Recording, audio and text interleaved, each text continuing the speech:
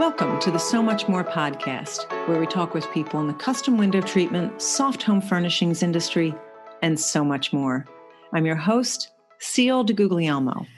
My guest on the podcast today is Stacy McAleer. She is the founder and executive director of the Cavanagh House, a vital resource to Baltimore and its surrounding areas, which is dedicated to helping individuals gain financial stability through the trades of upholstery and sewing. With a Bachelor of Science in nursing and over 35 years as a self-taught sewer, Stacy brings both clinical insight and hands-on expertise to her leadership. Committed to helping revitalize the upholstery and sewing industries in Baltimore and throughout the U.S., the Cavanagh House serves as a feeder of skilled workers to the industry. Under Stacy's guidance, the organization not only provides hands-on training, but also fosters economic independence and long-term career pathways for its participants. I think this is a brilliant model for a nonprofit, and I loved talking with Stacy about it. A proud resident of Reisterstown, Maryland, Stacy continues to drive innovative solutions that uplift individuals and strengthen communities across the region. I think you're going to be fascinated hearing from Stacy today, and I hope you enjoy today's podcast. Stacy, thank you so much for joining me today. I'm really excited to talk with you and what you're doing. Thank you so much for having me. This is awesome. I love to talk about the Cavanagh House. That's fantastic. So let's start by having you introduce yourself, tell us a little bit about who you are, and then let's talk about Cavanagh House, because that's what I want to know about. Sure. So my name is Stacy McAleer. I am a mother to three daughters. I have a daughter who is 28, a daughter who just yesterday turned 27, and a daughter who is 24. I live in Reisterstown, Maryland, which is a small suburb about 30 minutes from Baltimore. Okay. And I actually went to school for nursing. So I am a nurse by trade. I stopped being a nurse when I had my second daughter. Okay. And but I love of fabrics, and I'm a self-taught sewer. Actually, my mom taught me. She would probably be like, I taught you how to sew. But I'm a self-taught sewer. So I've been sewing for about 35 years. And I'm definitely one of those people who love to just not even for a project, just love to go and look at fabric and shop fabric and have a closet full of fabric and have that fabric that you found and you love, and there's just no project good enough for you to use it for. Right. No project is worthy. Yes, exactly. And so it just sits there. So anyway, that's really about it for me. Okay. So tell me about what Cavanagh House is, so that my listeners, because I've done a little bit of exploration to find out about it, tell us what it is and tell us how you got it started. Sure. So the Cavanagh House is a nonprofit sewing and upholstery trades program. We started in 2019, 5 months before the pandemic. Yes, it was a lovely timing. And we service individuals who are in need of financial stability. So our students range from being on complete government assistance to not being able to pay their bills every month. It's a nice mixture of both men and women. And they range in age from 17 to 50. And it's a trade that's in desperate need. We originally started with also a fashion program. We ended the fashion program at the end of January because that attracted a much younger group, which was fine, which is who I actually thought my target market was going to be. I thought it would be those high school students graduating and not going to college and not really understanding who they are or what they wanted to do.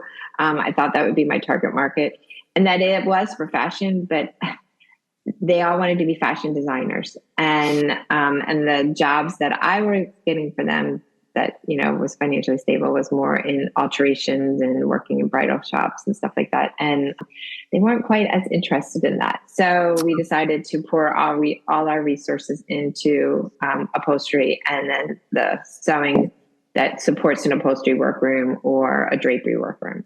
Okay.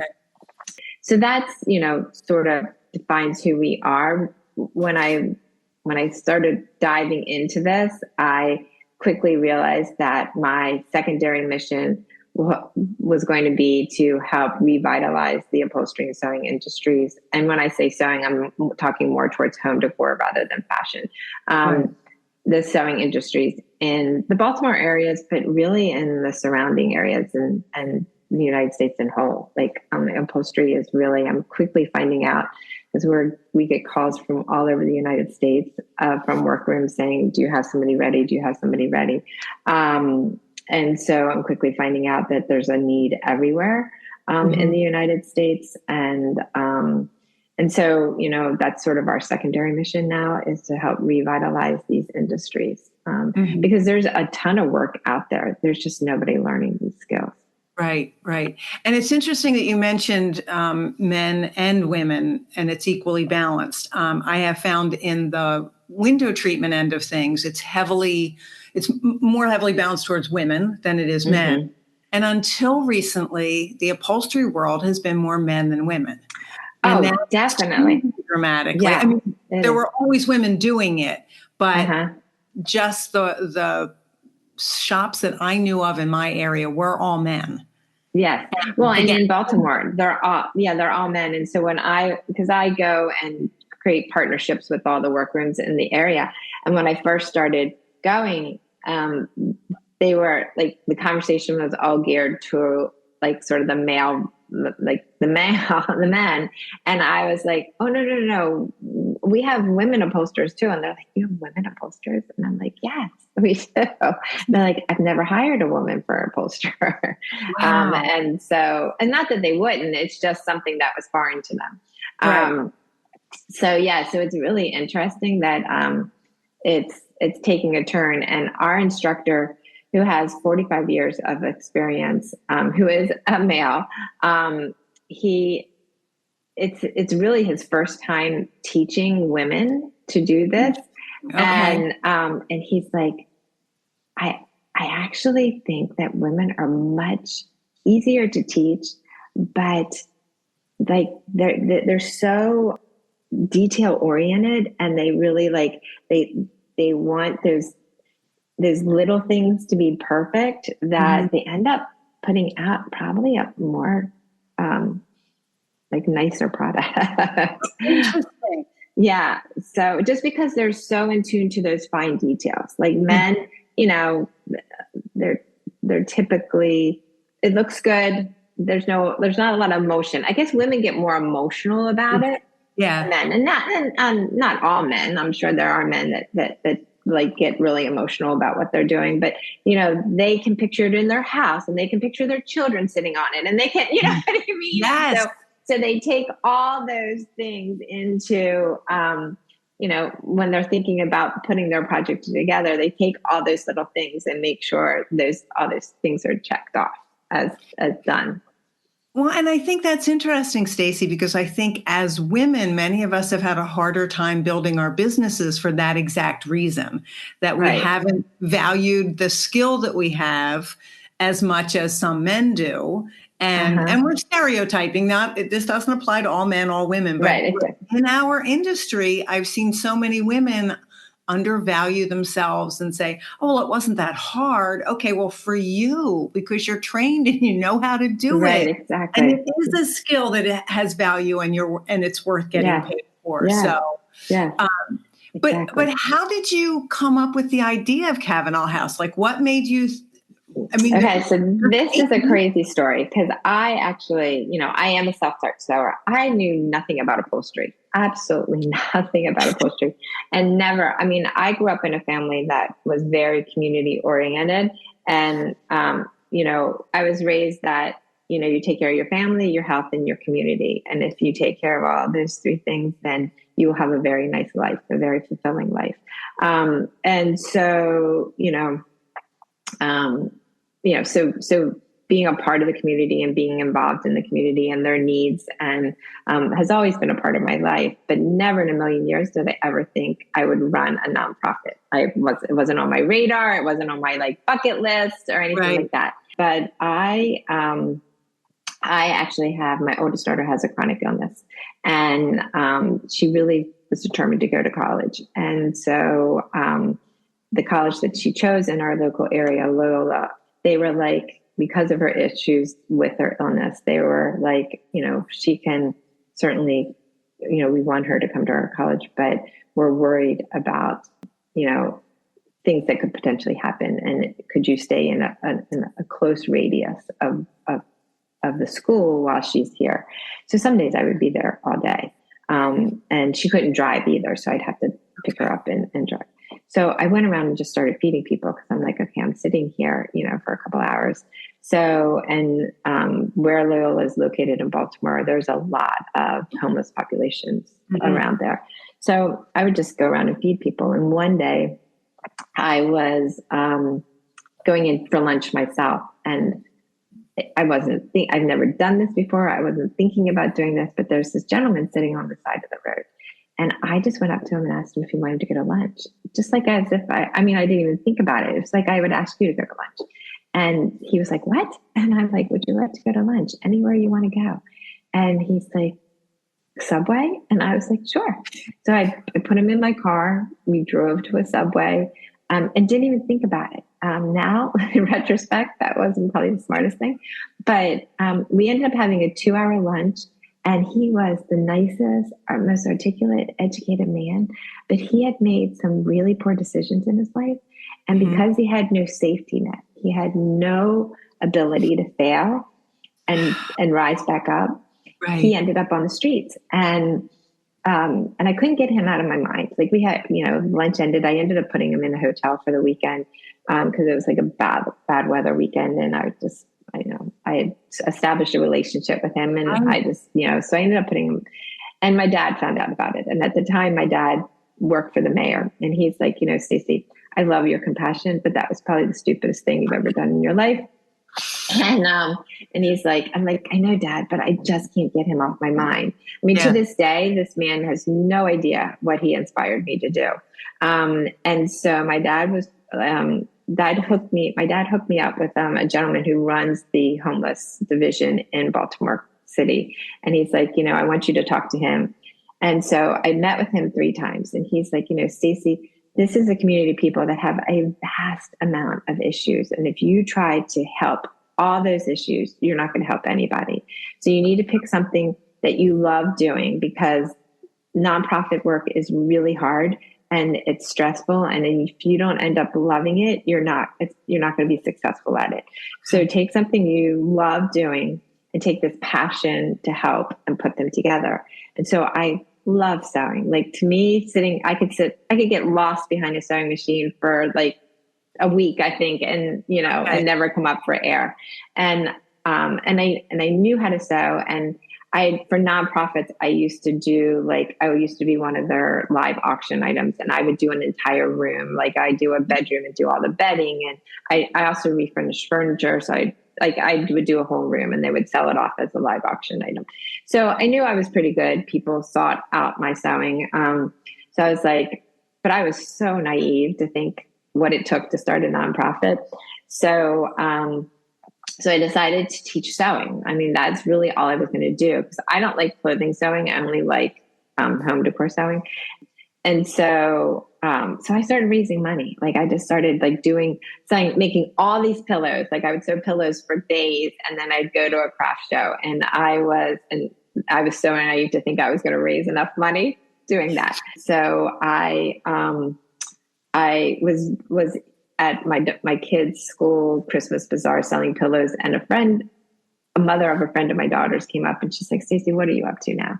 And I'm like, I'm trying to start this nonprofit. I want to teach sewing. I know that people can get stable careers doing it. And she's like, okay, you need to talk to my husband. And I'm like, why? And she's like, Stacy, do you not know what we do for a living? And I'm like, no. She's like, we run the largest upholstery company in Baltimore. And she's like, Yeah. And she's like, we're desperate for upholsterers. I'm like, I don't know anything about upholstery. And she's like, but my husband does. You need to talk to him. So this was a Saturday, and you know how wives always donate their, oh, my husband will help you with that. So I wasn't sure whether I was going to call him, especially because I knew nothing about upholstery. He called me at 8:00 in the morning on Monday and said, hey, Suzanne told me what you're doing. I want you to come down here. Can you come right away? So I was like, sure. So I went down, and then he pitched me the idea of starting upholstery. Yeah. So this is how I say this is very God driven for me. Like I would have never asked a man to go to lunch. I feel like God inspired me to do that. I would have never thought about doing upholstery, and he just sort of threw it in my lap and told me how it was going to work. And so that's how the upholstery part started. Him and his 92-year-old father, who could rip apart a chair like he was in his 20s. Wow. Would come after work. So, and teach. He taught on Tuesday evenings. His father taught on Thursday mornings. And that's how our upholstery started. But then I had to find a place to have it, and and what name I was going to call it. And so at the same time, my aunt, unfortunately, was suffering from dementia, and she needed to move out of her house. And so I was helping my other aunts and my parents clean out her house. And she was never able to have children, but she was an early childhood educator, and always believed that every child had a right to an education. Every child could be taught if you taught with compassion and patience and love. So as I was cleaning her house out, I was just finding letter after letter after letter from parents saying, thank you for not giving up on my child. The county thought they'd never learn, but you were able to get them through school. And, just amazing letters. And I'm like, oh my gosh, I'm going to buy my aunt's house, and I'm going to carry on her legacy for teaching. And I'm going to call it the Cavanagh House, because her last name was Cavanaugh. Beautiful. Oh, so, Stacy, I love that. Yeah. So that's how it all, and then things just came to play. I mean, I was never going to teach clothing.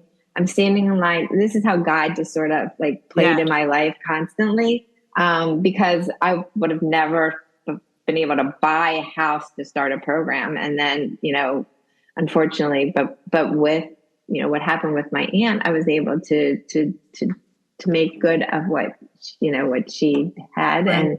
And, but I'm standing in line to vote, and, an acquaintance of mine, again, through our kids' schools, I knew the mom, but I didn't know the dad. I just knew of him, and he's standing in front of me, and he turned to me, and we just started up a conversation because we were standing in line.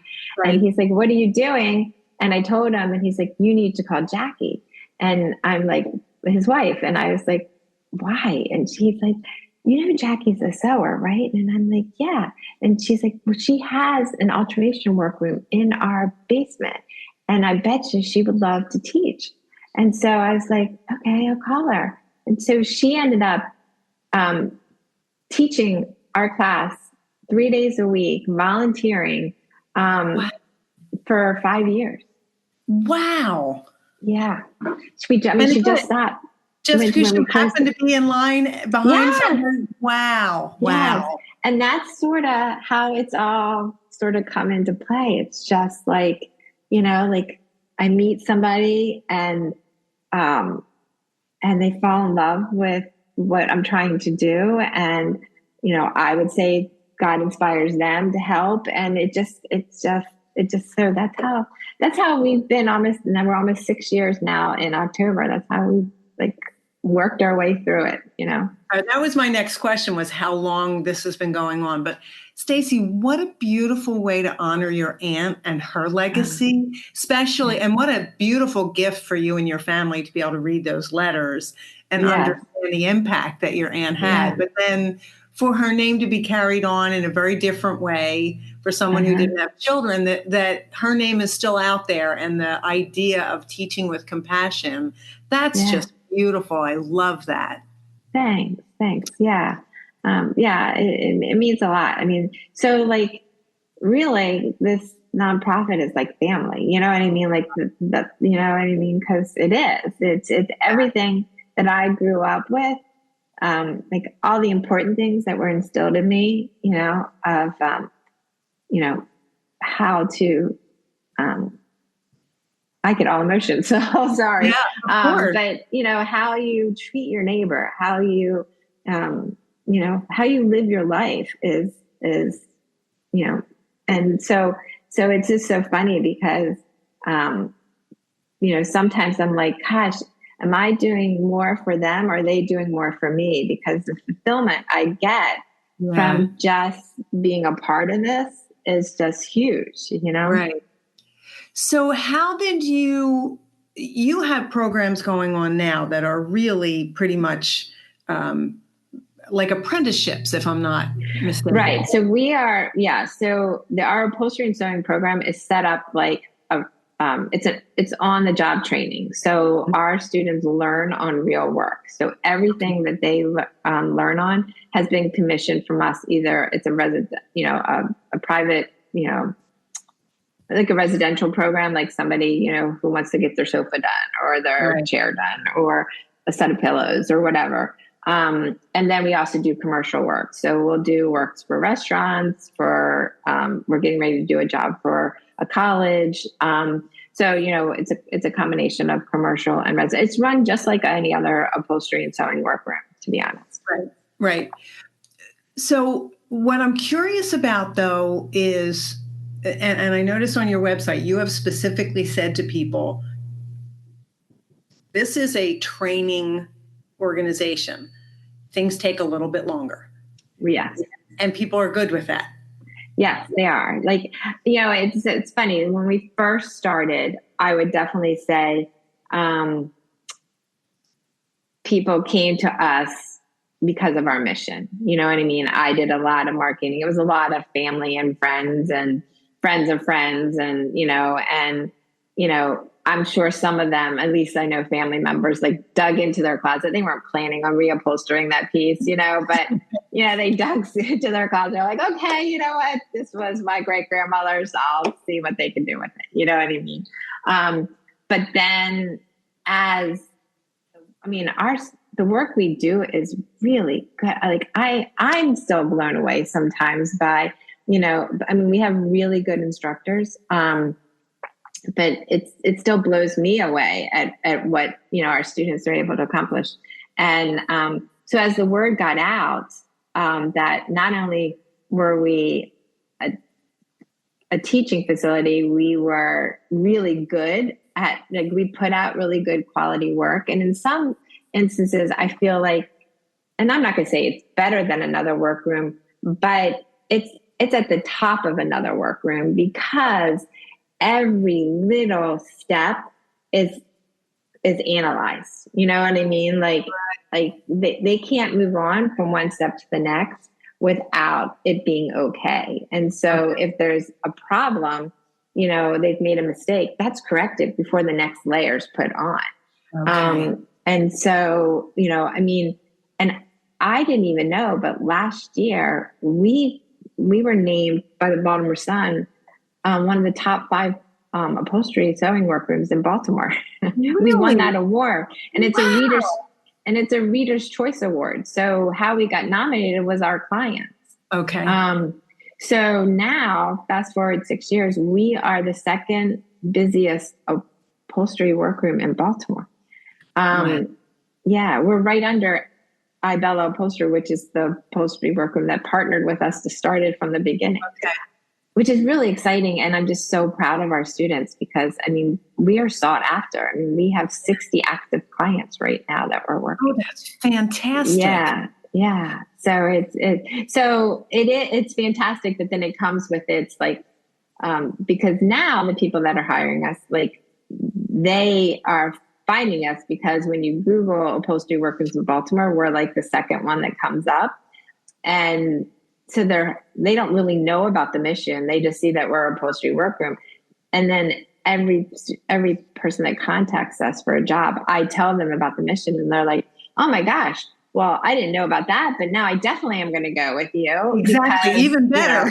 I mean, this is like great. I get my piece done, which is what I want. But then I can feel good about it because I'm, training somebody. Yeah. Now, there are a few select people that they get worried that it's a student working on their project, and, they'll choose not to come with us. But for the most part, I'd say 98%, which is also, I didn't know this was unheard of. So like most people, when they have a job to do, they'll get some quotes from a bunch of different workrooms, and then they'll go with the best ones that they get, or the one they feel most comfortable with.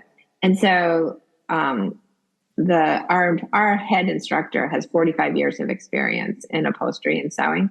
And so he's like, Stacy, he's like, it is unheard of that we probably get the actual job from 90, it's probably a little even be high this, but I'll say 98% of people that ask us for an estimate end up going with us. And he's like, that's unheard of. Yeah. He's like, most of the time, if you get, and we get requests, we'll probably get at least 10 requests a week. Okay. That's a lot. Yeah. It's crazy. It's gotten crazy. So I have a couple of questions. The students who are coming to you, how are they finding out about you? Yeah. So for 2 years before I opened, I did a lot of research. I looked at obstacles of why somebody wouldn't be able to attend a program like this. Because as you know, as a sewer, the only way to learn something is to constantly repeat doing it and doing it and doing it. And you kind of have to, especially when you're first learning it, you got to be in front of it. Like you can't take large gaps of time, because then it's like you're relearning what you just learned, So that's one of the reasons why we pay our students to learn. So our students, get paid to be there, just like a job. So in the beginning, I went to like schools and churches and other organizations and told them about it. I did a lot of, in Maryland, we have something called National Night Out. Do you guys have that? Mm-hmm. And so that's when you can go and you can, the public can come and try to find a job or a training program or whatever. So I did a lot of those, and I did a lot of research. And then, but now, organizations know about us. So now they're contacting us. So we work with an organization called Asylee's Women Enterprise. So they have people that have come here from asylum. So we do have quite a few immigrant students. And so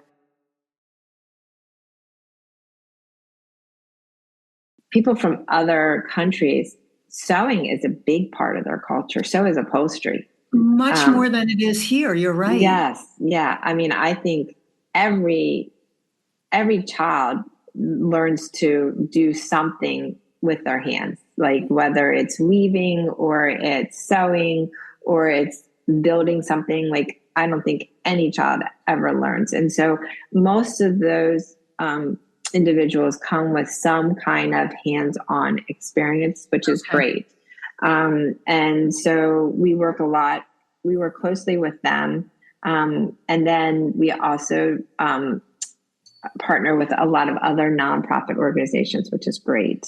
And so they become feeders for us of other. We also are an approved program with the local high schools as their school to workforce program. So students can come to us, like they can go to school for half a day, or some of the schools are set up where they go to school all day for 2 days, and then they come and they work at a business or a training program for the other 3 days. So we're an approved program for that. So we can get students that way. And we work with returning citizens. So these are individuals coming out of the prison systems. And so, which is great because actually, at least in Maryland has 2 upholstery sewing workrooms within the prison system. I didn't know that. Okay. Yeah. And they're amazing. And actually all state government buildings have to use those workrooms for their upholstery or sewing needs. So they do all the uniforms. They do like any upholstery work. So they learn a lot of more like, office furniture and commercial furniture. But then if you work for the state, then you can also send your personal stuff through that workroom too. Okay. So these individuals come out with a lot of experience, but they're also for a workroom who is in desperate need of somebody. They also come with a little bit of risk, obviously, because, that transition, from being in such a structured life to this is a challenge. And so we're trying to be that bridge for them to take a year or two, learn, there's a little bit of a learning curve, but then also be that bridge of showing good standing, of being, having that time to get reacclimated, to a non-structured life. And so to establish, some kind of like, paper, like to show that they'll be a good employee. And so we're sort of that bridge for that, which is great because they come in with lots of experience. And they're coming to you and you're paying them.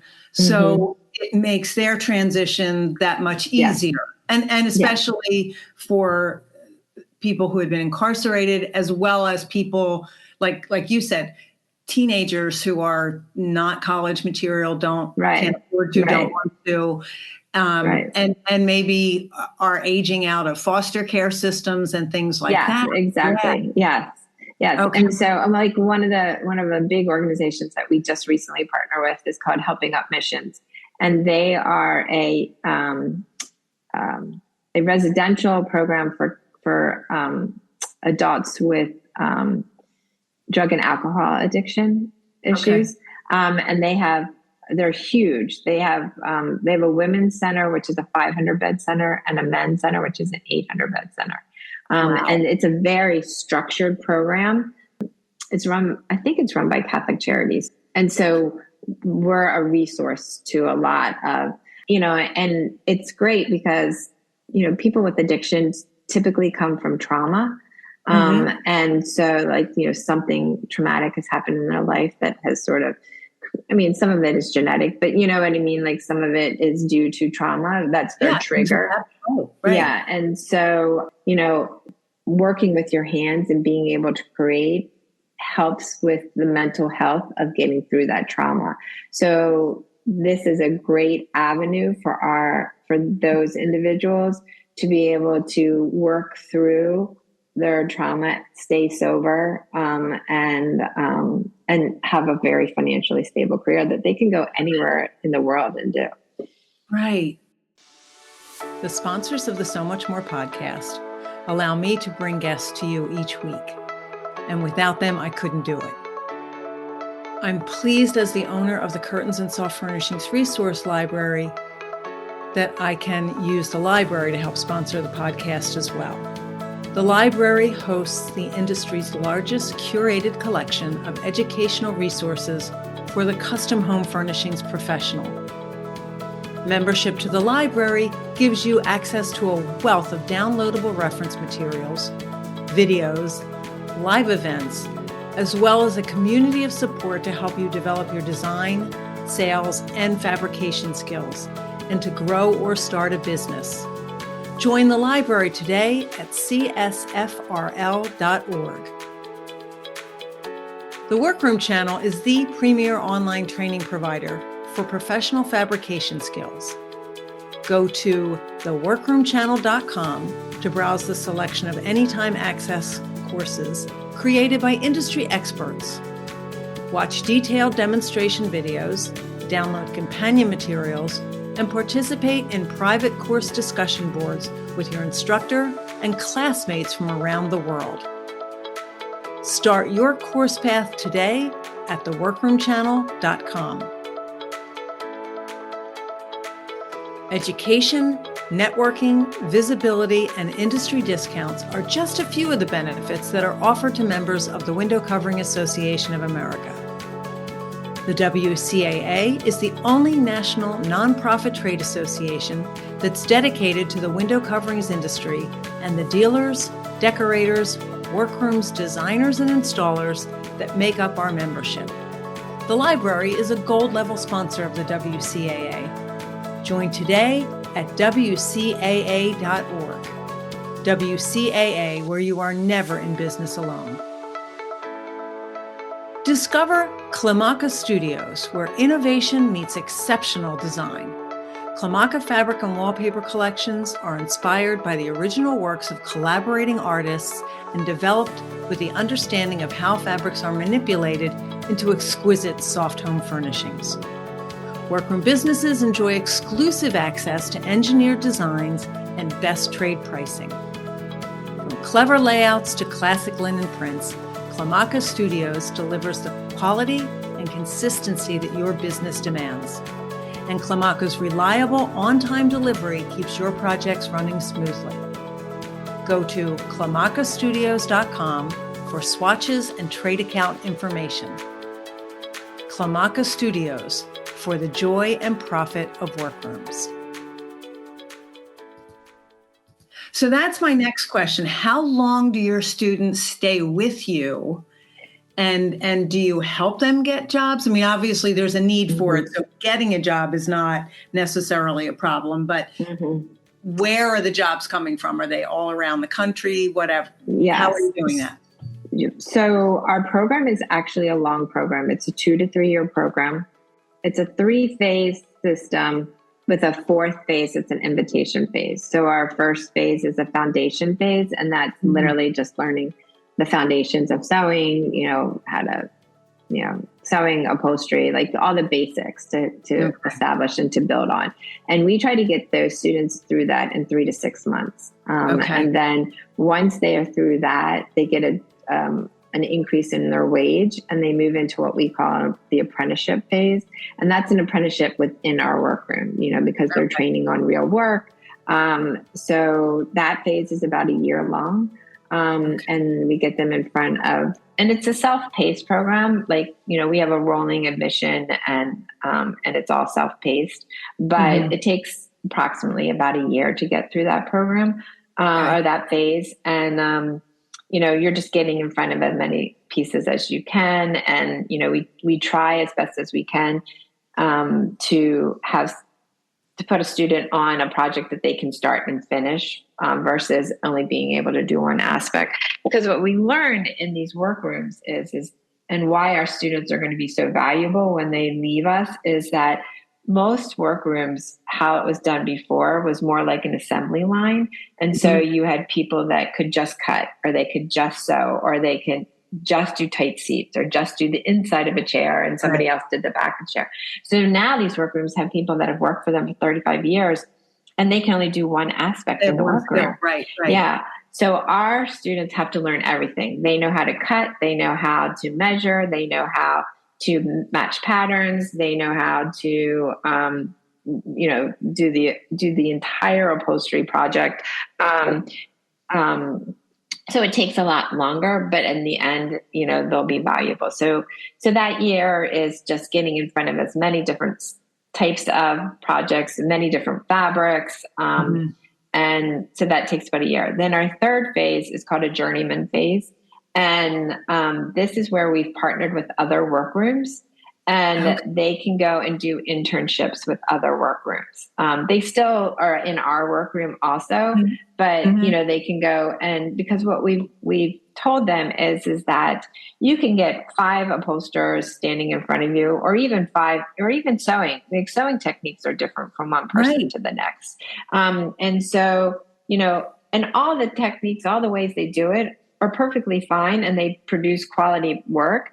It's just a different way of doing it. And so it's great to learn all those different ways, because then you have a toolbox to choose from. So if you're doing a project, we've told them, like, you can do a project 5 times in a row the same way. It works beautifully every time. And then for some reason you get that 6th project, and that technique that you've always used and always worked just isn't working for whatever reason. It's the fabric, it's, whatever.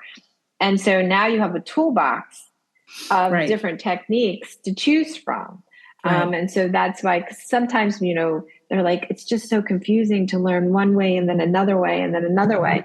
And I said, I get that, but you will appreciate it when you get that project that just isn't working, because now you're not lost. You have something to go, to go to. So that phase is about a year. And so, and also doing those internships gets them in front of other workrooms who are in desperate need of people. So it's a potential employer, also. So that's about another year, give or take. That's the phase where the workrooms are really itching and they're like, can you please send me? I'll continue their mentorship. And we're really kind of, we're very much an advocate for our students because they've put a lot of time and they've sacrificed a lot to come into our program, that we want to set them up for success. So, a workroom who says they're going to mentor, they're going to continue, because even after 2.5 years, they're still going to need some guidance and some mentorship and everything like that. A lot of these workrooms don't have people that they may say they'll continue their mentorship, but they actually really don't have somebody that can actually do it or have the time to do it. So we're really careful at who goes where and what they do.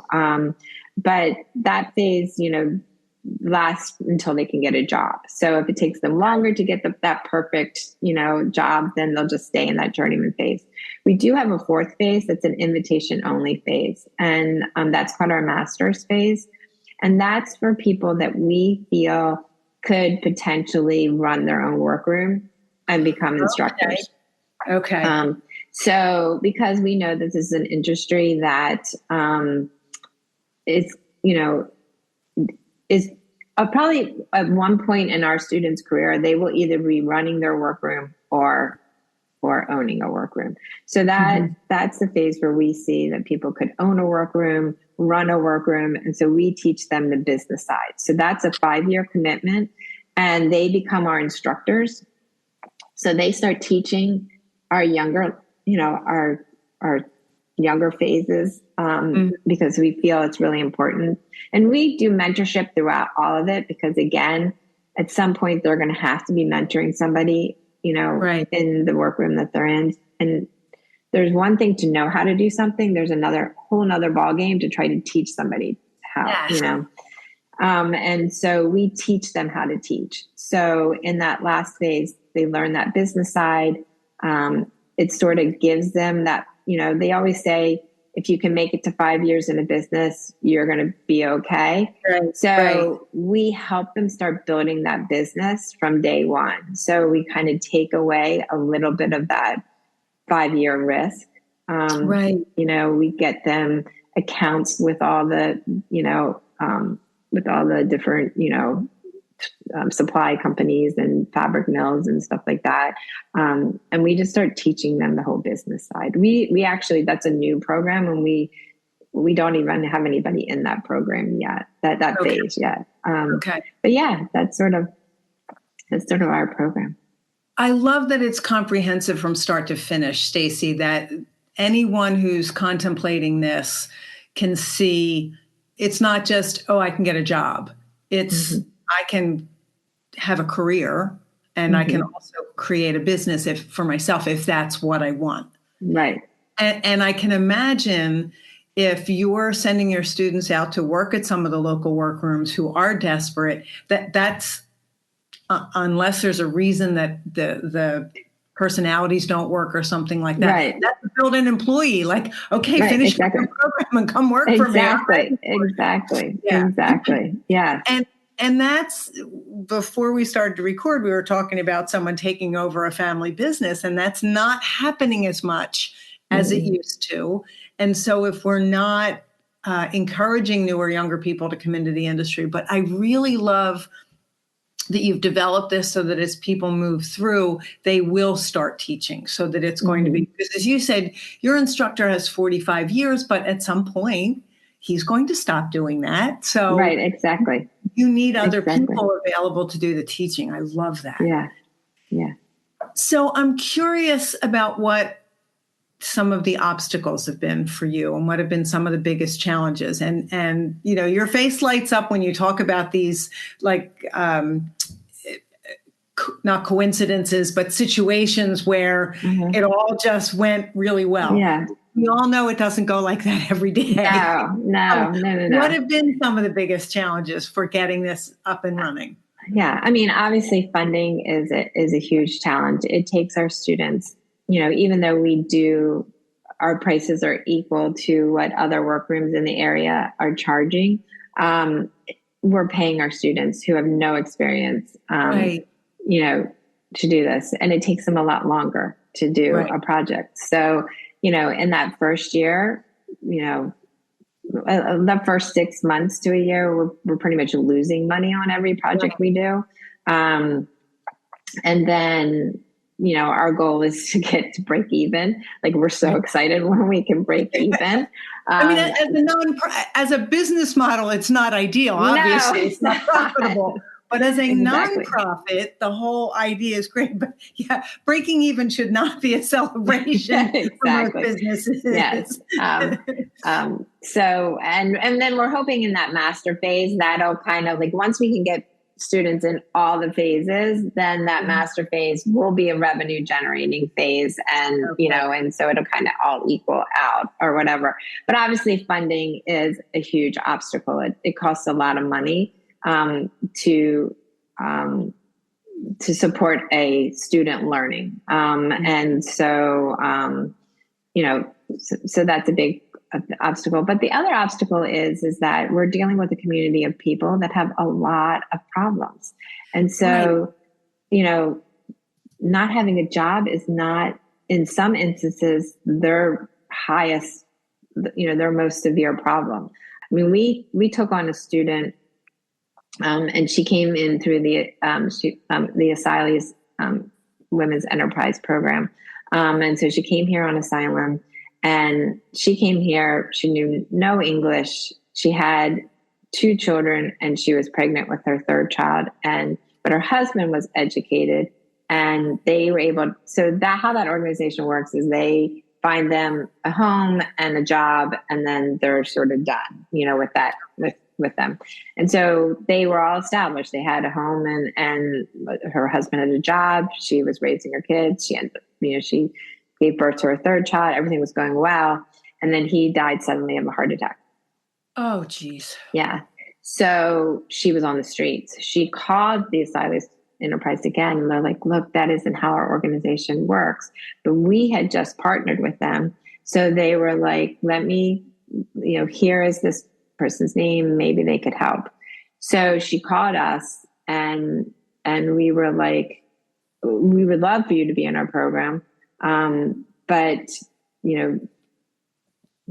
so basically we spent a year before she ever started our program. We found her free housing. We had to I had to pull in every resource possible, because the apartment that she was given, needed rehabbing, and needed a bathroom, and needed a new kitchen. So I literally called in every favor known to man, and we renovated this apartment so that her and her 3 kids could move there. Her youngest child, we thought, was autistic, so we had to get him in with Kennedy Krieger. It was just like, there was just so many things. So for a year, we worked to get her even established before she actually ever started learning. You worked for a year to get her to ground zero, before she could even think about it. Wow. Yeah. Yeah. So, so those are obstacles then, and those are challenges. And it's, a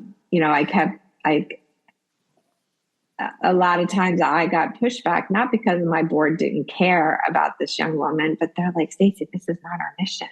And I'm like, I know, but I'm not letting her letting her sleep on the streets. Like, I'm not letting her do that. Like, she's already had a really rough life, So that's my personal obstacle is I really struggle with giving up. You know what I mean? Or, or saying I can't do that, because I'm just like, so that's sort of my, like, maybe why I'm not good in the nonprofit world. Because I'm like, okay, no, we're not doing this. Like this woman has been brought to me and this is what I'm going to do. And so, and it ended up turning out beautifully. Like she was very self-driven. So there were a lot of times that cause during the pandemic, one of the great things that happened in the pandemic is we were able to get grants to buy home machines for all of our students. And so we ended up starting to teach virtually, and then it just sort of caught on. And so people just kept donating home machines for us. So we supplied all of our students. So we gave her a home machine. So she couldn't always get into class. So we would send her videos of how to do things. And so it was a combination of her just working her butt off in her home and then getting into class. I would get kids who were trying to get community service hours, and they would babysit her kids so that she could come to class. It was a lot of networking, a lot of working. But in the end, she ended up getting a full-time job with benefits running. So our one of our local cleaners had never wanted to open an alteration workroom, but didn't have anybody to work it. And so they fell in love with our program. So they literally built an alteration workroom onto their cleaning, and she was hired to run that alteration workroom. Wow. So like life-changing for her and her kids. So yes, it took us 3 years to get her to that, because a year to get her to ground zero, and then, 2 years of working out everything. But I mean, like, I'm so glad we did it because, as you said, life-changing. Mm-hmm. And that's, I think, Stacy, one of the things that's been going through my head as you're talking about some of these students is they're not just coming to you because, I need a job or I need a career. There are other life circumstances, whether they've been incarcerated or whether it's been mental health issues, or, as you said, trauma that has affected their ability to function on a day-to-day basis. So, as you said, like this may not be your mission to find a house for this woman, but it does all fit in taking care of the whole person. And you can give them skills that they can turn into a job, but you're also giving them the support that they need that allows them to want to come and continue. I'm worthy of this job, and I'm worthy of learning this. Okay. Yeah, that's a lot, Stacy. Yeah. Which is also my biggest fear is because this is a community of people that have sort of given up on hope, have sort of stopped dreaming.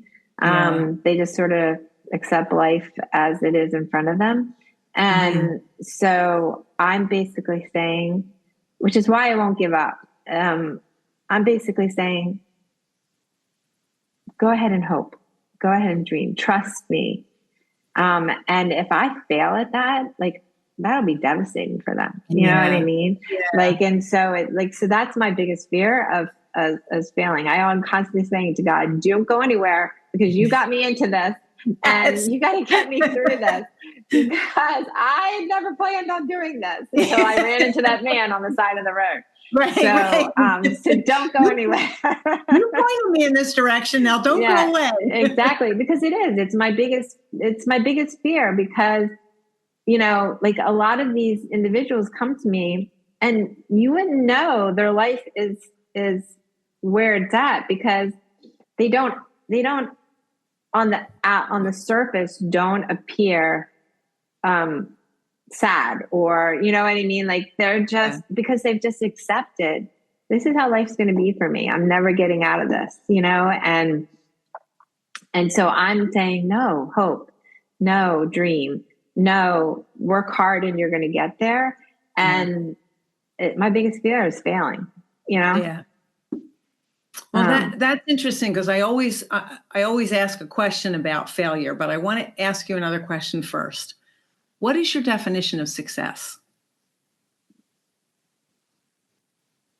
My definition of success for them is, however you hear that, is feeling worthy. Yeah. That's important. Yeah. I love asking that question because I never get the same answer. And that's probably one of the best answers I've ever gotten for them to feel worthy. I love that. Yeah. I mean, it's really for anybody, and everybody needs to feel worth. Right? Everybody needs to feel that they deserve people to be respectful to them, to be kind to them, to value their skill, which is another problem with this industry, which I have found. Another problem why these workrooms are in the situation they are. They don't value their skilled workers. They don't pay them enough for the most part. And now I'm talking generally. Obviously, there are workrooms that, it is unheard of in a workroom, at least in Baltimore, to give health insurance, to give, or even like a stipend towards health insurance. I know small businesses can, but and that's what I'm demanding. I'm saying to workrooms that we go up to, like, no, you need to give, X amount of dollars an hour with an idea that they're going to, as their experience and their timing increases, their wages are going to increase. You need to give a stipend towards health insurance. You need to give them a paid vacation. You need to give, start thinking about some kind of retirement like thing. I said, your skilled workers deserve that, and they'll give you more, if you treat them with how everybody should be treated in this world. Right. Like I went into a workroom and he had somebody who had been working for him for 35 years and he was making $18 an hour. And I was like, with no benefits, no anything. And I said, would you work for $18 an hour? And he's like, absolutely not. I couldn't afford it. And I'm like, then why do you expect him to? Right. I mean, he's been with you 35 years. And how could you not respect that, the talent that he's developed over the years and that he deserves to earn a living that allows him to live, not just exist. Yeah. Yeah. It was mind-boggling to me. Yeah. I was like, so anyway, but so I'm trying to change that in the industry too, is realizing. And so the master's program is actually going to help that, because all those, anybody who enters that program becomes a W-2 employee, because beforehand we pay them as 1099 employees, but they become a W-2, they get a stipend towards health insurance, they make an hourly wage that we feel they should be making in any workroom. They get a week's paid vacation, they get all the benefits, everything we're expecting a workroom, and the feedback we got is we'd never survive if we did that. We're going to do it for 5 years and prove that this model can work. Okay. And you can still make, you can still be profitable. You can, that it can work. Okay. So that's our goal also with that program, is to show that, this is definitely an industry that is desperately needed, and, people will pay for quality work. And that's the problem too, is that, as these workrooms are working with skeleton staff, the quality that's coming out of these workrooms isn't as good. And not because the skilled worker isn't as good, it's just they're on this tight time schedule, like, expectations of getting things out. Yeah, exactly. Yeah. So people start to cut corners, and they form shortcuts. And like, that's the thing that drives our instructor crazy is like, we had a volunteer instructor come in one time, and he started teaching our student a shortcut. And he's like, do not teach them that shortcut. Like, they will develop shortcuts probably in their career. Right. But we're not going to start with a shortcut. Right. Like, don't teach them that. Right. And so, anyway, so all those things are critical. And, but this is definitely, sewing and upholstery is here to stay. A machine is not going to replace it. Right. And it is a very sustainable career to go into. It's just unfortunate that kids in high school aren't, they don't offer anything. No. And so they don't, besides becoming fashion designers, which I try to tell people, that's kind of like becoming a pro athlete. You know what I mean? Like, there will be a few who will get there, but the majority of you, just need to learn really good sewing. Right. And there's nothing wrong with dreaming. You're encouraging that on many levels, but there's also reality. Right. Exactly. All right. So Stacy, I could literally feel your pain when you were talking about your fear of failing the people that are coming to you. When I talk with workroom owners in this industry, one of the things I love to ask about is failure, because it's one thing if I make a mistake. It's one thing if I cut the $120 a yard fabric in the wrong spot.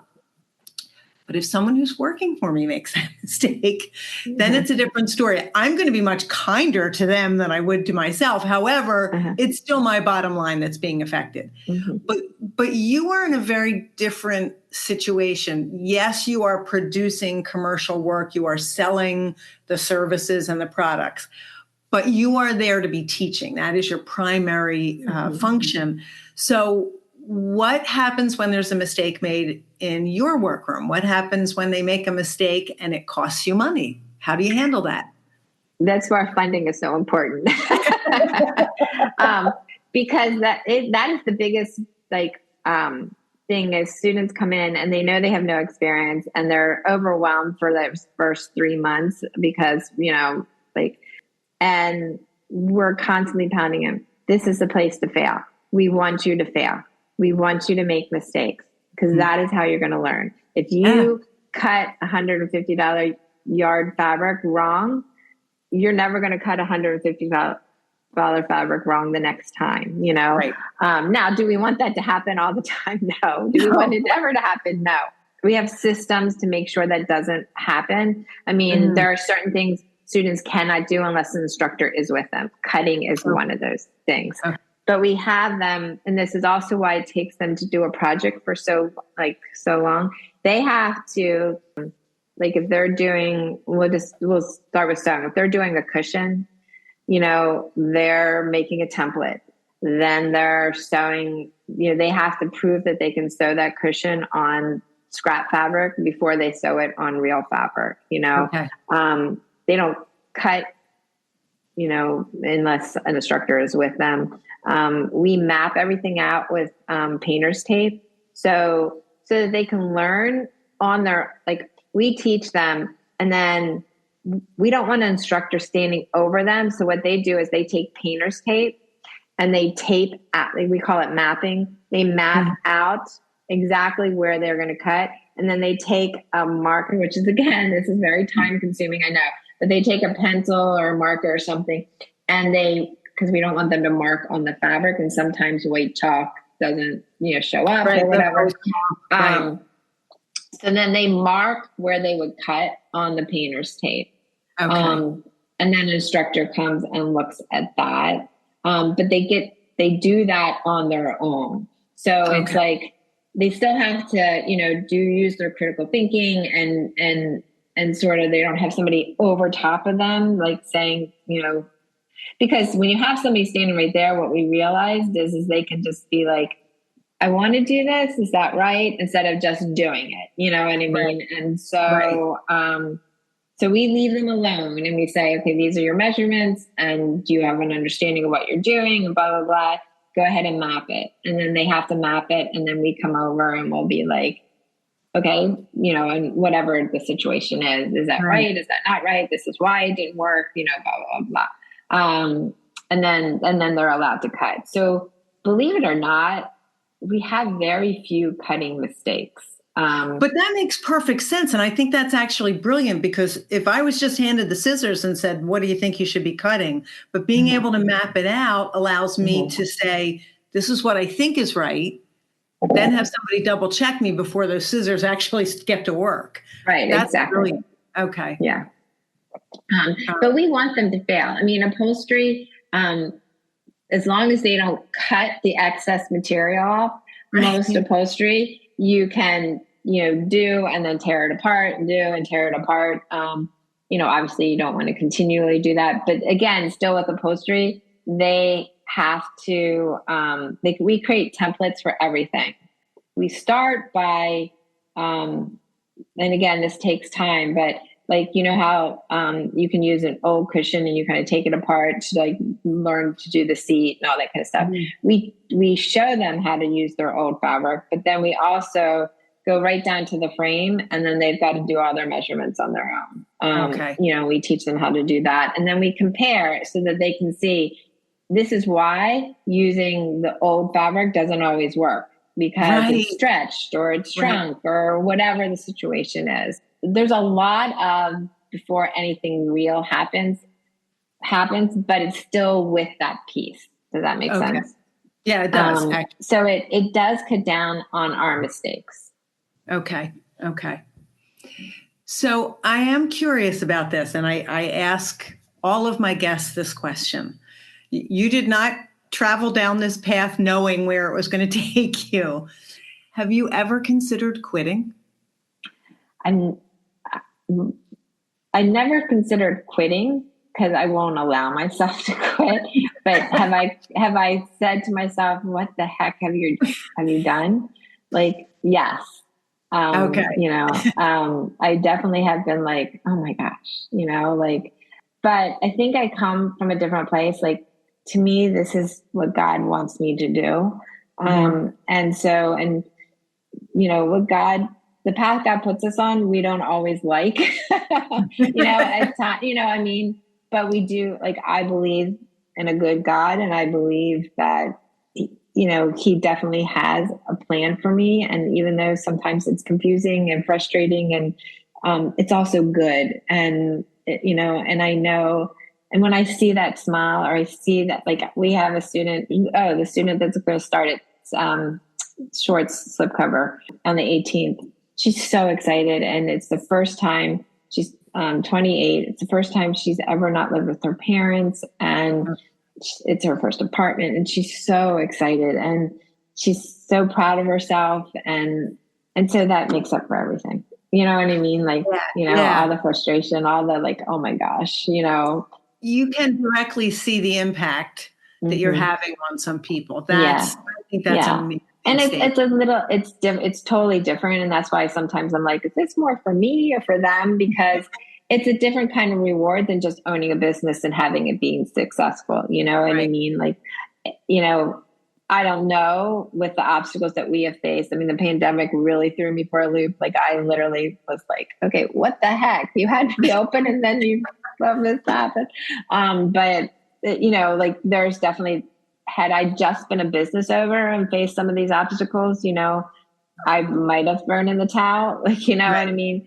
But because this is such a higher level to me than that, I don't think as long as I can physically do this, I don't think I'll ever throw in the towel. Okay.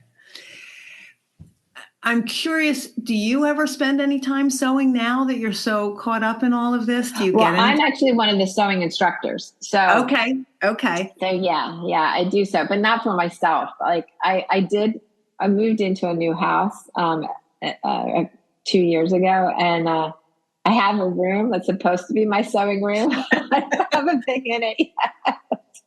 And I had this naive thought that I'd come home and like, but so because I also am one of the instructors, and I don't instruct every day, I'm really supposed to be just like a fill-in, or if a student has a question, they can come and ask me if the instructor is busy or whatever. But then there are some days that our instructor is out, and then I'm the imposter upholstery instructor and the sewing instructor. I try to get everybody doing some aspect of sewing when he's not there.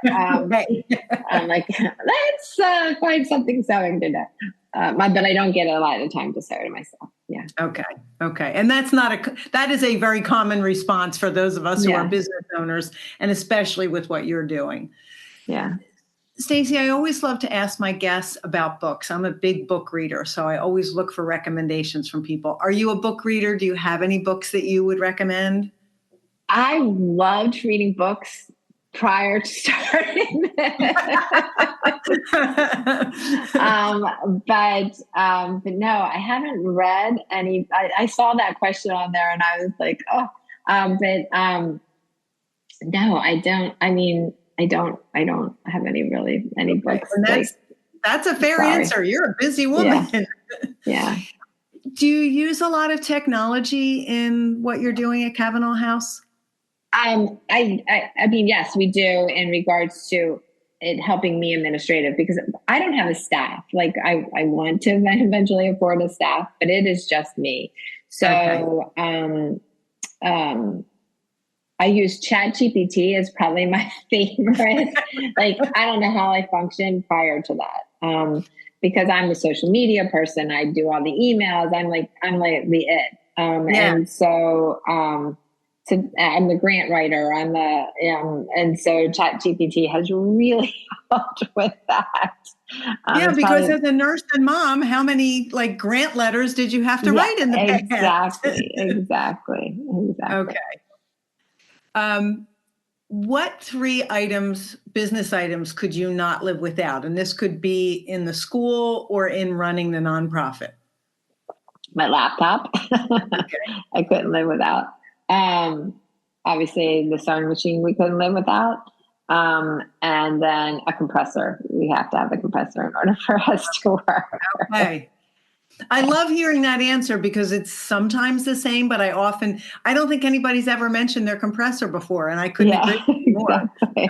I do very little upholstery in my workroom, and I started out with a handheld staple and went, oh no, this is just not going to work. Oh no. Compressor is like a whole nother game. I did like tight seats or whatever on my own, like if I needed something done for myself or whatever.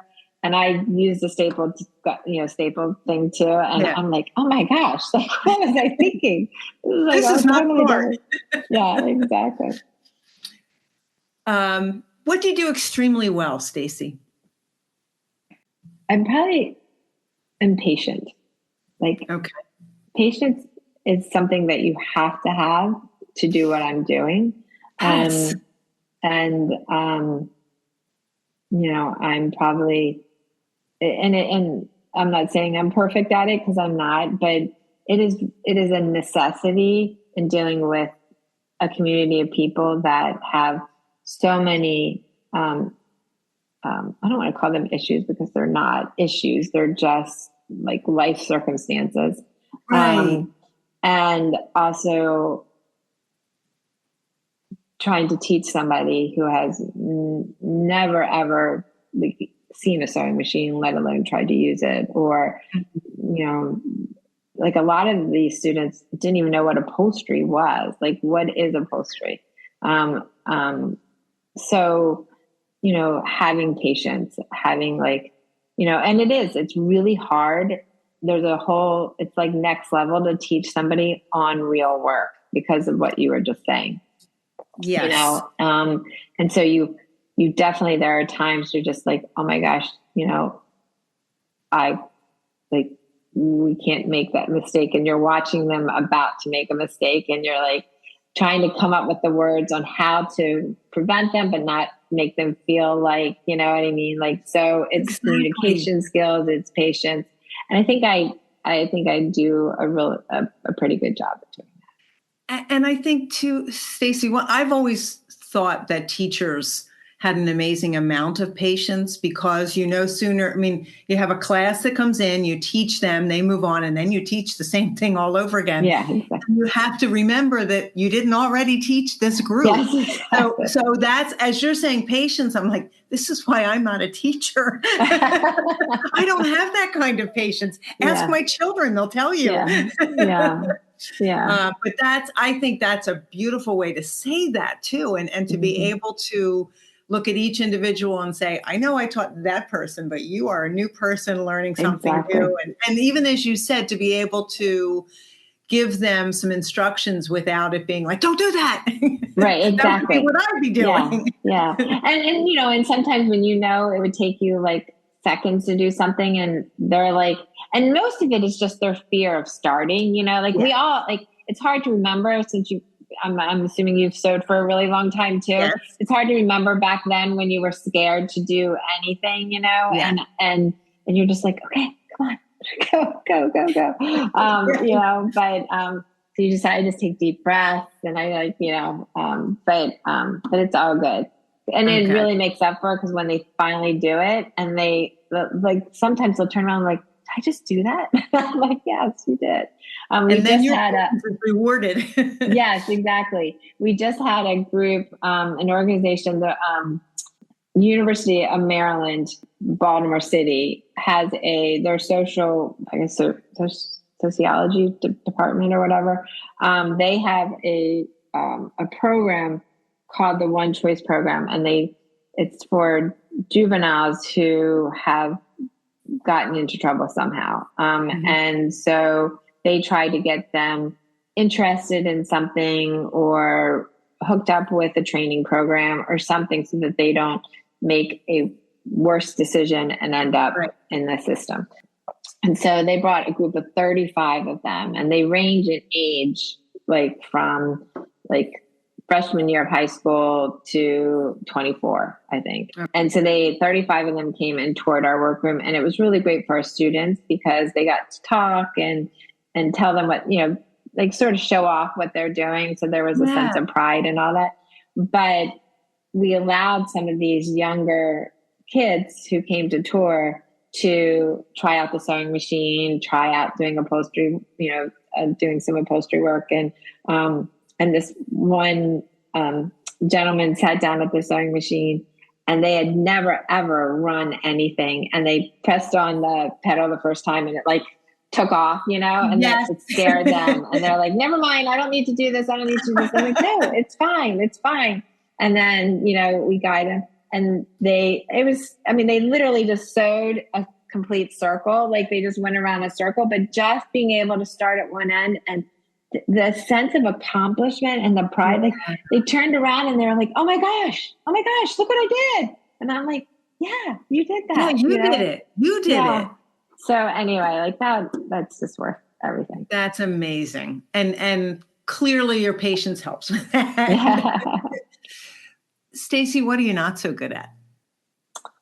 I'm not so good at asking for money. I'm not good at raising money.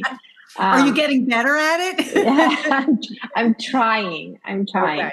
It is not something I'm comfortable with. I'm not like, I'm not good at delegating either. Like which is two huge things in the nonprofit world that you have to be good at. And I'm not good at either one of those. I'm learning, I'm trying, but I'm not good at either one of those. Okay. All right. What about you would surprise people? This, like talking in public, is out of my comfort zone. Okay.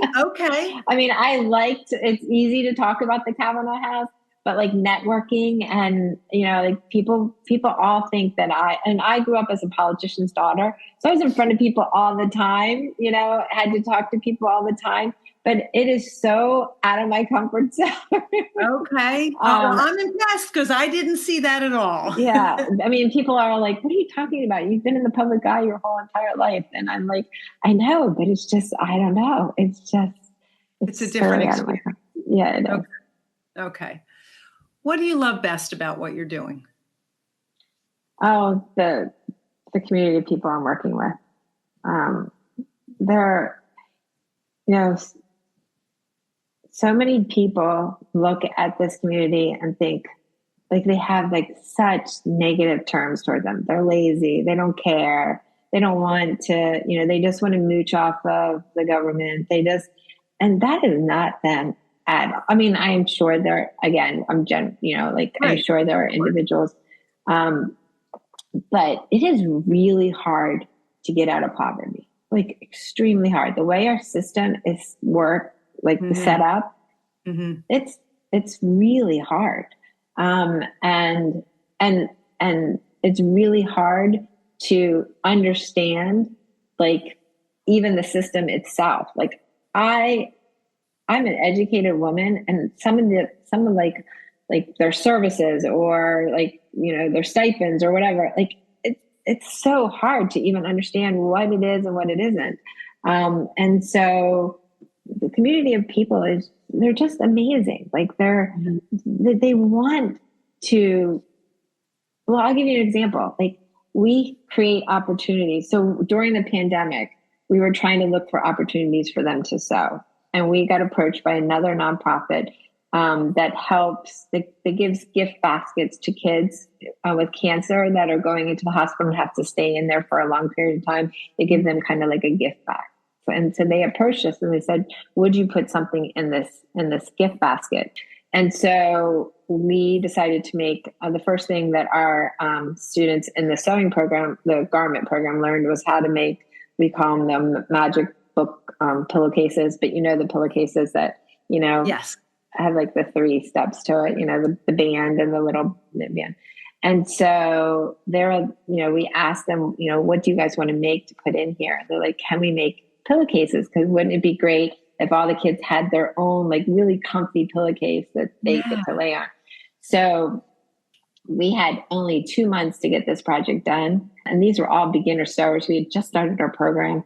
And so we got all this really pretty, like cute, kind of like kids friendly fleece donated to us. And so we made these pillowcases, and I was hoping to get a handful of them done, and they got 55 of them done in a very short period of time because they were just learning. And we bought little cellophane bags, and they got to write notes to the kids and everything. It was great. They were all in and everything, but I didn't realize the impact that it actually was having them. So one of the students went with me to deliver them, and we wrapped them in this pretty basket, and they had ribbons and everything. And we get there, and she's like, can I carry the basket in? And I'm like, sure. And so she carried it in, and, we presented it, and everything was great. And I took pictures and everything, and they were so thankful. And as we were leaving, she starts to cry, like cry hard. And I'm like, what's the matter? And she's like, I just want to thank you. And I'm like, why? And she's like, I've never been able to do something for somebody else. She's like, I've spent my whole life being given things constantly.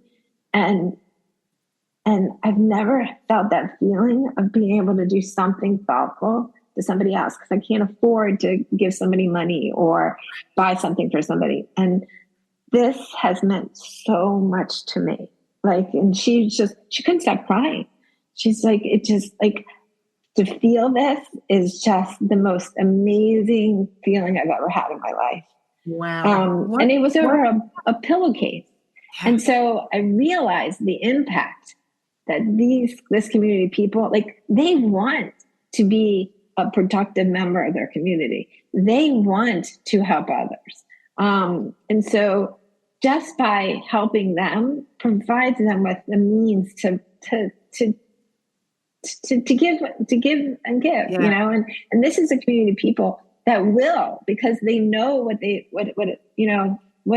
gift that was given to them. Right. They experience that. Yeah. And so every year we've created that, and every year we get the same response, so we are constantly looking for opportunities so that our students can feel it, because that is, again, that goes back to what is the most important thing, like feeling worthy. Like, that's part of feeling worthy. You know what I mean? And so like a fundraiser we just did, we created an 8-room house on the 8th floor of our building, and we designed every room, and we were looking for that opportunity to give back. And so with our children's room, we decided everything in our children's room was going to get donated to an underserved Baltimore City elementary school in our area. So our students we made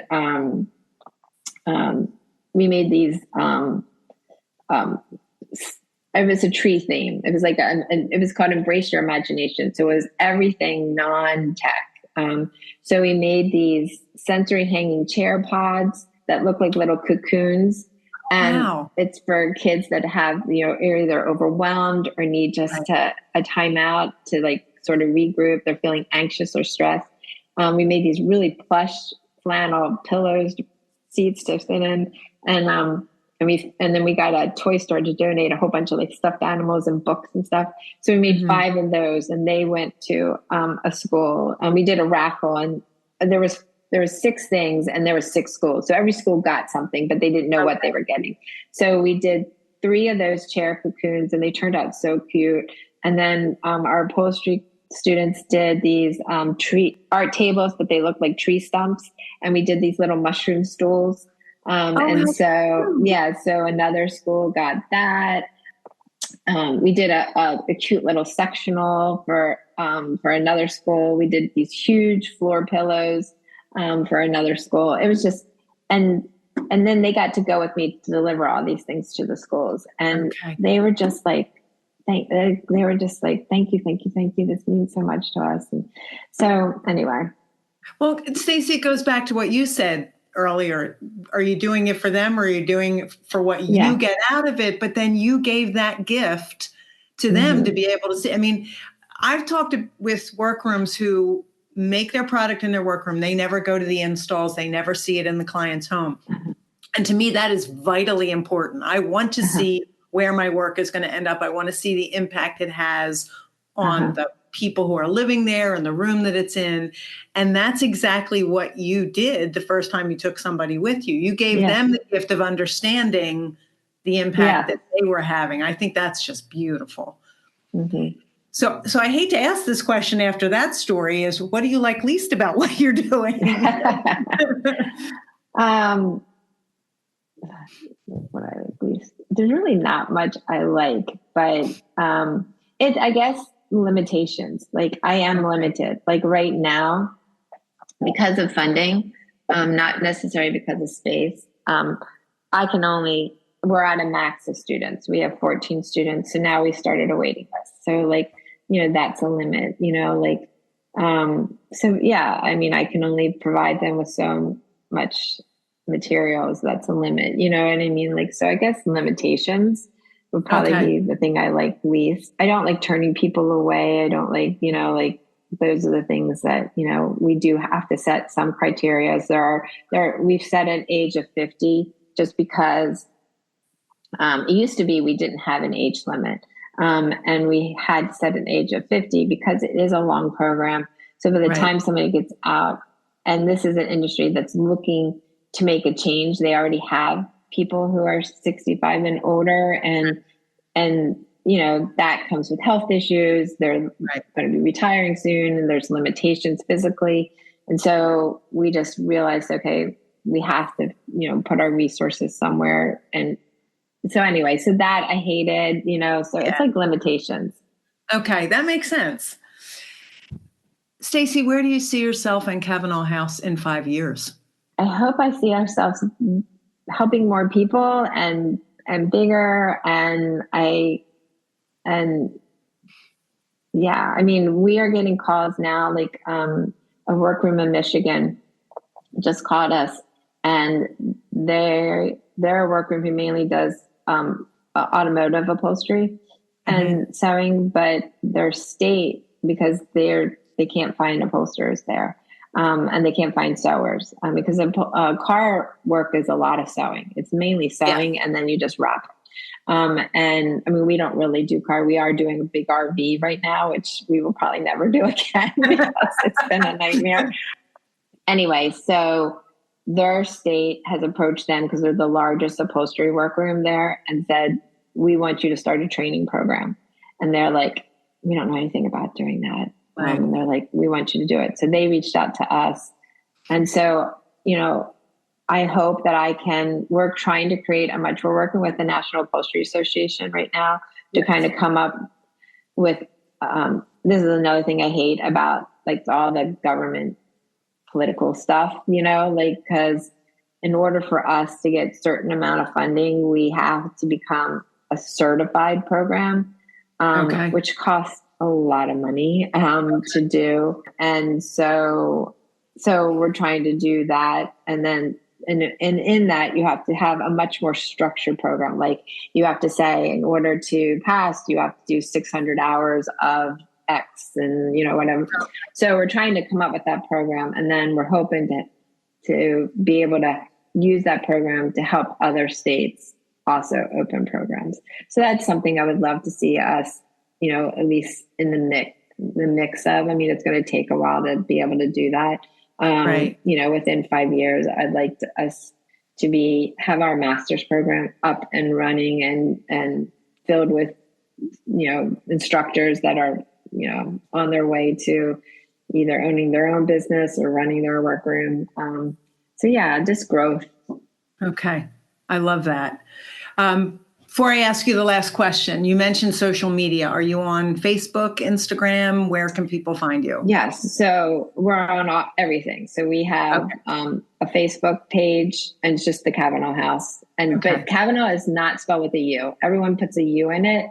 And I had to teach myself to stop putting the U in there every time I was on your website. I know. I will put a link to it in the show notes so people can find it. And our Instagram, so our Facebook is the Cavanagh House. Our Instagram is the Cavanagh House without a U. And then we do have a YouTube channel that I've never actually marketed because it's just sort of videos. It's the easiest way to store a video that we create.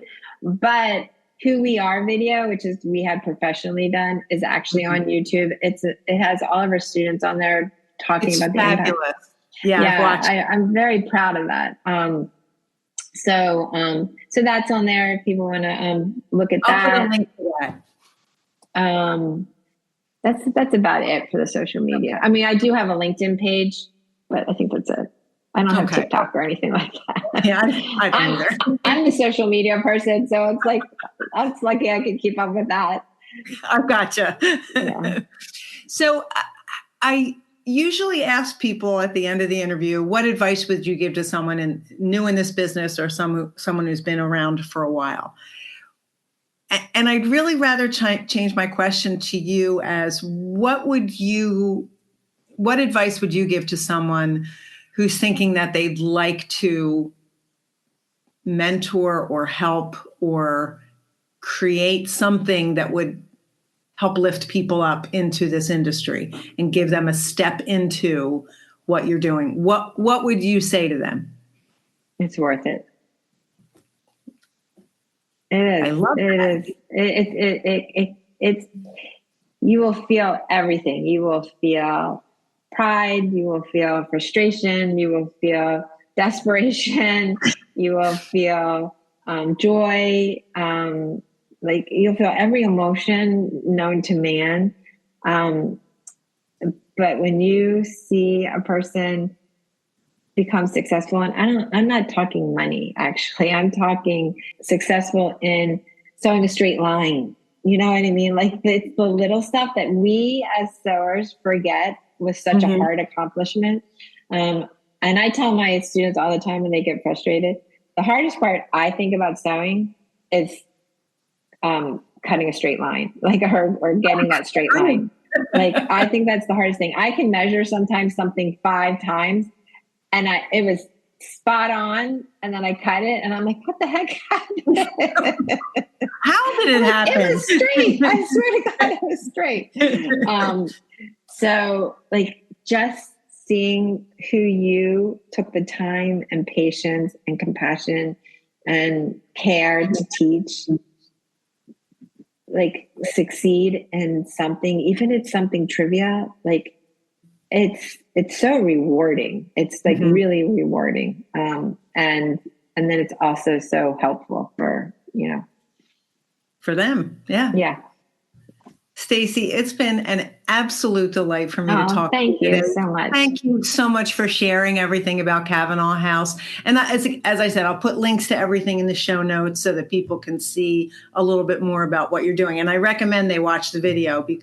And I will say very few of them guests had made me cry, and I did. You were talking, so nobody knew I was crying. But if you watch the videos, I think you'll probably be crying. But it's a beautiful way to be helping people. And I love that there's a connection to what so many of us are already doing. So thank you for that. I appreciate it. Thank you. Thank you so much. This has been really, I was nervous about this, and it's been wonderful. So thank you. Good. I'm so glad. I really hope that you enjoyed hearing from Stacy today. I literally was just fascinated hearing about how she got this started, why she got it started, how she was compelled to do certain things, and just keep going and just get it started. It really was amazing to see how some things unfolded before her so that she could get it done. And also, it's a testament to her stick-to-itiveness and her ability to do some things that she's uncomfortable doing, but managing to get them done and doing it anyway. So I think Stacy shows that she is the epitome of what courage is, and that's having the fear and doing it anyway.